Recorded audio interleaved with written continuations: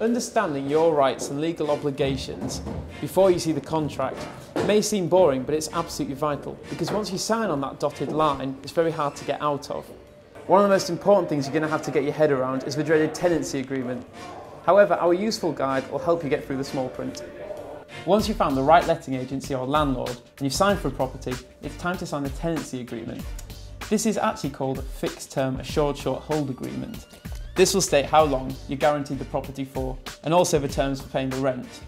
By signing this, you're agreeing to pay the rent for the whole duration, whether you live there or not. So you really have to be positive that you want the property and that all your finances are in order before you sign. A contract can be single or joint. A single contract will be for a specified bedroom and the use of communal areas, whereas if you're going to share a house or flat with friends, you'll probably be offered a joint tenancy. This means you will each be jointly liable to pay the rent or for any damage caused to the property. This may seem unfair, but it's perfectly legal. When you're signing a joint contract, it's really useful to know the people you're actually moving in with. It also helps if you all take on a guarantor. Basically, this can be a parent or a guardian, and in the case where a housemate can't pay their rent, the guarantor then becomes responsible for paying their part of the rent and not you. If you've signed a fixed term contract, this means you're legally tied to paying the whole rent in full until the end of the tenancy. If you wish to leave early, you'll have to approach your landlord and come to some sort of arrangement whereby someone else will come in and take your share of the rent and your room.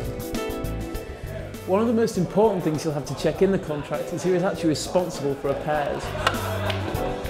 It is inevitable that over the course of the year, things are going to break or stop working.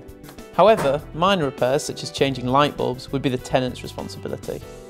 It's worth remembering that landlords are only obliged to carry out repairs if you make them aware of what needs doing, so give them plenty of notification, write a letter so that everybody knows what's going on, and keep a copy of the letter.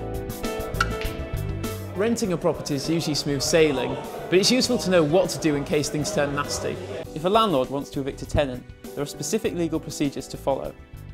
If your landlord attempts to evict you without following this procedure, they may be committing a criminal offence. I know it seems like there's a lot to take in, but just remember to read and check everything before you sign. For even more information, check out the frequently asked questions section on the Housing Hand website. You can even find your student union support services opening times on there too.